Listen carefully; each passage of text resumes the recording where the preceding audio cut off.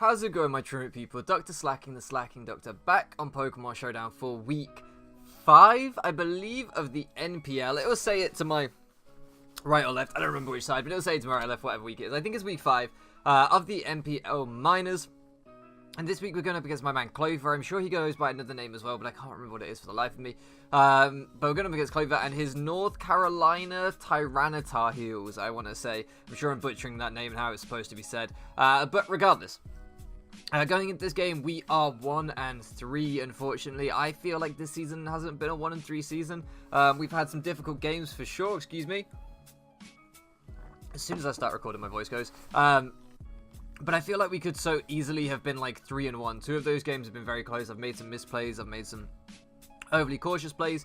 But we could so easily be sitting at like a 3-1 instead of a 1-3 right now, in my opinion. So try not to get too downhearted and try not to take it too difficult or take it too hard. But this week, I really wanted to bounce back with a win. My opponent, I believe, is sitting at 2-2 going into this week. So kind of mixed, you know, 50-50.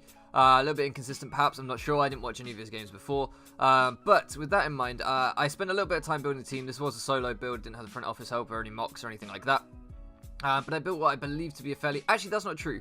My front office looked at the matchup and spoke about the matchup briefly, I think. No, that was last week. Yeah, this was a self-build.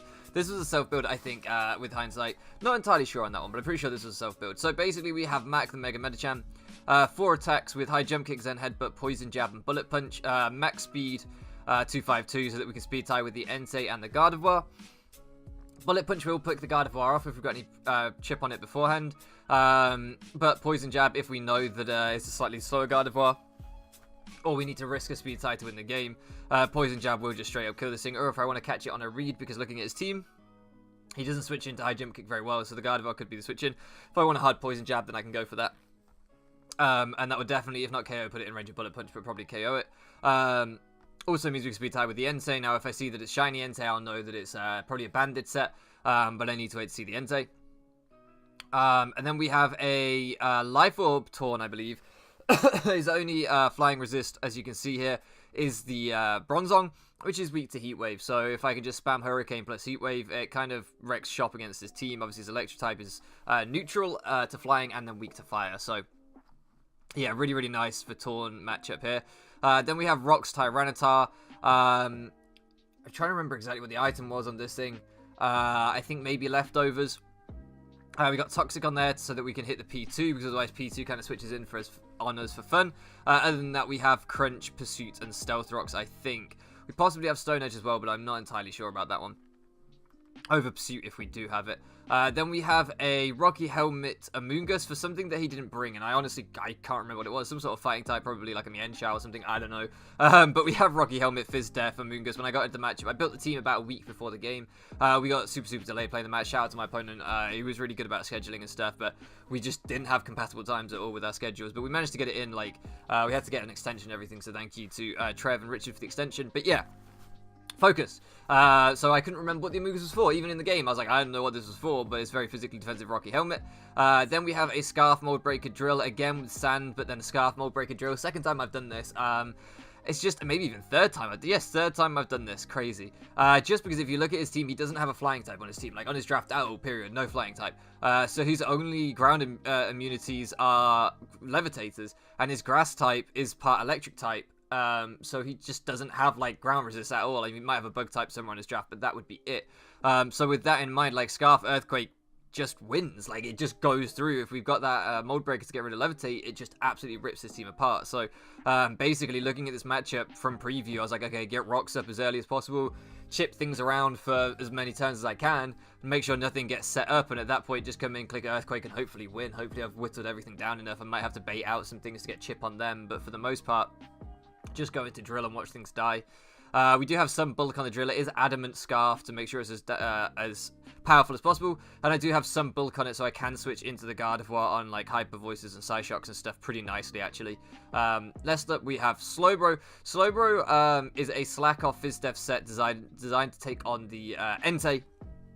Also has Toxic on it to make sure I can get a status on the P2, and also potentially the Milotic before its Flame Orb activates. If I want to just fire for Toxic and get that going, that can be nice. But obviously, actually, Marvel Scale isn't going to mean anything to me because I have Mold Breaker, which is really, really cool. So, with that in mind, I basically feel like I have a fantastic matchup here. All I need to do is make sure I chip down my opponent as much as possible and play pretty safely.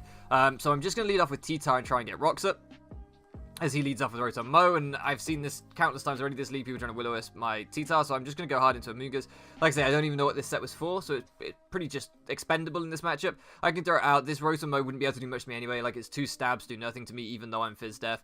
And now I'm just going to go for a Spore, because I know that his 2 stabs do nothing to me. He's not going to stay in, right? Why would you on a Sludge Bomb? So I'm just going to go for the Spore, and he goes into Bronzong on a Sludge Bomb, or a predicted Sludge Bomb. Makes perfect sense, but it means I get to put him to sleep. The other things he could have gone into could have been like Gardevoir, for example, to try and apply some offensive pressure. And again, putting that thing to sleep would have been amazing. So now I'm going to go hard into Skyward, and I'm just going to click U-turn, thinking he'll fear the Heat Wave and not want to let me get that off. And even if he doesn't, I'm just going to then go into Tyranitar. Basically there, I was trying to keep the Bronzong asleep and in the back and prevent him from ever getting rocks up in this game, and just apply some offensive pressure with the U-turns and stuff. Maybe bait out the Milotic and get some chip on that, or bait out the Porygon 2 in particular and get some chip on that. So here I'm just going to go for the Stealth Rocks as he goes out into Milotic on the Tyranitar. Makes perfect sense. But I get my rocks up, and that's what I wanted. He did decide to save his Bronzong. I didn't get the chip on the P2, which is really what I wanted. Like, I needed chip on P2, I needed a bit of chip on Gardevoir, and I needed a bit of chip on Milotic to win with Excadrill. So they're the things that I'm really trying to bait out. Here I'm just going to go for the Hurricane on the Gardevoir, because there's no reason not to.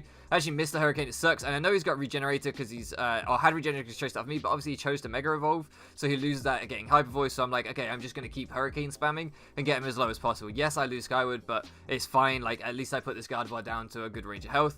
Now I can bring in Drill, and Earthquake, like I say, goes in. I'm hoping he gives me like the P2 here or the Milotic here. He does go into Milotic, and I get huge damage off on that thing. And with the burn, puts him down to 39, so he is now in range, so he can't take another Earthquake. If he wants to preserve that thing for like Tyranitar, Mega Medicham, stuff like that, he has to switch out and give me a different Mon. I'm hoping again that it'll be P2 and he'll let me just 2-shot the P2 potentially, but he actually gives me the Rotom instead, and I'm like, well, Drill has come in and forced a sack. That's exactly what we wanted Drill to do in this matchup, so win-win really. Now he goes into the Entei, and I'm like, okay, this thing could be Scarf. Like, that's the only reason you bring it in over the P2, because P2 will definitely take a hit. So this thing, like, has to be Scarfed, or he's just bluffing. Either way, there's, like I say, I feel like I have matchup. All I gotta do is play safe. I know last week I kind of choked away the game by making a safe switch, but I don't care. I'm still gonna do it here. But this time I'm actually gonna double it into Medicham, because basically there, when I make the safe switch into Slowbro here, like I say, there's no point in throwing my Drill. My Drill just wins this game. If this thing is Scarf, I've got to kill that, and then my Drill just wins this game. There's no point risking it. But here, the reason I make this aggressive double is because I don't want to let the Gardevoir come in and get like a Wish off or anything weird like that. I don't want to let the Milotic come in and get a Recover off, because both those things would be really bad. And I feel like Milotic's a pretty obvious switch into Slowbro, because like it's already status, so I can't Toxic it. Scold isn't going to do anything, so I feel like the Milotic's definitely coming in here. I don't see why he would stay with his Entei and let me Scold him. If he's seen my Drill is just going to destroy his team, he has to preserve the Entei, and by forcing the Entei out and making it take lots of rocks, chip and stuff, so that's really, really important as well. We get the double right going into Medicham, and here I'm just going to Poison Jab because it never misses. If he goes into the Gardevoir, it will kill that as well. But basically, it just never misses. There's no point in me risking the high jump kick. And min roll, it was going to do 20, and he was on 21%. So I was like, I'm going to kill. Like, it would take such an incredibly low roll and for him to be max for me not to kill. That I was like, I'm just going to kill. I'm not going to risk the miss. I've got a bet. It's a better chance of me killing him with the Poison Jab than it is of me landing my high jump kick on my Zen Headbutt. So you go for the roll, right? Next comes out Entei, and here I'm just going to stay in because if this thing is Scarf, he can't kill me. I know he can't kill me if he's Scarf, so I'm just going to stay in and Poison Jab. It guarantees to put him in range of Bullet Punch. If you'd burnt, that might have been a problem, admittedly, but we still would have got a nice amount of chip off this thing where it probably couldn't have come in on rocks again, at least, so there would have been that. Now the Bronzong comes out, and I'm just going to save my Mega Medicham because I can still high jump kick that P2, and P2 still scares me. P2 is the only way I lose this game. So I'm just going to go straight out into Barney on the Bronzong that does wake up and go for the Earthquake. I could have high jump kicked that thing and, you know, maybe would have killed it. I'm not sure, depending on his EV spread, but it just was not worth it. I'm just going to go for a big crunch here on the Bronzong. I basically want Barney to be in against the P2 if I can, because I will outspeed the P2. I've got quite a lot of speed on Barney, and I'll be able to Toxic it and put that thing on a timer, because P2 generally doesn't run Rest, so even if he's some kind of weird setup variant, which was the only thing that I thought lost me the game at this point, I would be able to put it on a timer. So I know I'm going to tank this from Gardevoir and just go for the crunch and KO him, because Barney's so fat, so fat. And now the P2 comes out, and I'm like, okay, let's see what kind of a set this is. Now, notice there's no Trace, and there's no download, so I'm like, okay, this is analytic. Could be like some sort of setup variant for sure, as he goes for the Curse. And that's why I went for the Toxic over the Crunch. So I was like, I could go for Crunch and go for guaranteed damage, because Toxic can miss. And I was like, no, do you know what? I've got to just keep spamming Toxic until I get Toxic. If he sets it up, gives me another turn to go for Toxic again, right? My best play is just to keep spamming Toxic. Now I'm going to go into Drill, because I know I can take any one hit from this thing from full, and I can just pressure him instantly and stop him setting up anymore, stop him from resting when he's like 2 healed up, whatever. Here I go for the Iron Eggs. I think it'll break his sub, and I might get a flinch chance as well. Doesn't actually break his sub. This thing is so fat. But the return does 41% to me, so I'm free to fire off another Iron Head if he goes for Recover here. He's not going to be a great range of health, and if he goes for Rest, then I can bring in Mega Medicham and I can start high jump kicking him. But I didn't think he'd have the rest anyway. And in the end, we are able to just pick him off with the Iron Head and pick up a really nice, quick, swift 5-0 win in week 5. So definitely played this game a lot better than my last one. GG to my opponent for sure. I don't really know what he could have done differently. Like, the longer I look at this game, the more I think, like, he just had no matchup versus Drill. Like, his draft versus Mold Breaker Drill just... There was no matchup at all. Like, I don't know what he could have done, really. So, it's one of those. As he said, if he'd got the burn on Mega Medicham, he might have been able to get P2 in earlier and curse up earlier and set up that way. The only problem with that is that my Tyranitar always comes in, outspeeds Toxics, and then Sand Chip plus Toxic Chip, plus, like, Slowbro can slack off. I can get Rocky Helmet with a Moongus. I don't think, like, he ever could have reverse swept me with that P2 so long as I landed my Toxic with Tyranitar. So, but that definitely would have been his best shot, and I knew that, and I had to play to my outs. So this was definitely a game where my game management was a lot better than the last few games, where I preserved my win cons much better. I stayed in with the things I wanted to stay in. I know, like, Aquarius was in the chat when I stayed in with the Mega Medicham on the Entei and thought it was a throw by me, but I knew that if he was Scarfed, he couldn't kill me, and if he wasn't Scarfed, then Drill just won that game. It was GG if he wasn't Scarfed. So, whilst it seemed like a strange play at the time, I felt like my game management was on point this game, in my opinion. But, like I say, it helps when your matchup is just that good. And yeah, like I say, I felt bad after the game because I was like, I don't know what he could have done. I don't know what sets he could have brought. Like a Shooker Entei maybe as bait to try and get me. But that was about it, really. Regardless, GG to my opponent. Like I say, really tough matchup for him. I hope he gets back to winning again next week and breaks even, because I know that's what we're targeting. If we can win next week, we will be back to 3-3, and I feel like